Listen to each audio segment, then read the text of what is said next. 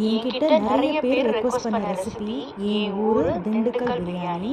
But இந்த பிரியாணி என்னோட ஃபேமிலியோட பாரம்பரிய ரெசிபி. அதாவது என்னோட மாமியார் 30 வருஷமா செஞ்சு அதை எங்களுக்கு கற்றுக் கொடுத்த ரெசிபி. அதை எப்படி செய்யறதுன்னு பார்ப்போமா? இன்னைக்கு 2 kg பிரியாணி பண்றோம். ஸோ அதனால 2 கிலோ அரிசி எடுத்துக்கிட்டேன். சீரக சம்பா அரிசி தான் பயன்படுத்துறேன். அரிசியை அளந்து எடுத்துக்கிறது ரொம்ப முக்கியம். அளந்து எடுத்து நல்லா கழுவி எடுத்துக்கோங்க.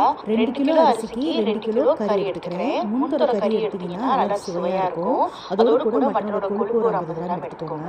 இப்போ கறியை ஒரு 1 டம்ளர் தண்ணி ஊற்றி கொஞ்சமாக உப்பு சேர்த்துக்கோங்க. ஒரு 1/2 டீஸ்பூன் உப்பு, 1/2 டீஸ்பூன் மிளகாத்தூள் சேர்த்து ஒரே ஒரு விசில் விட்டு எடுத்துக்கிறேன். உங்கள் கறி எந்த அளவுக்கு வேணுமோ அந்த அளவுக்கு வேக வச்சு எடுத்துக்கோங்க.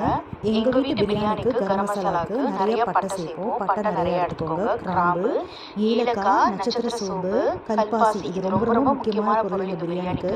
அடுத்ததாக பிரியாணியில் சோம்பு இதெல்லாம் சேர்த்து நல்லா பவுடர் பண்ணி எடுத்து வச்சுக்கோங்க. அடுத்த ஸ்பெஷல் இன்கிரீடியன்ட் கசகசா.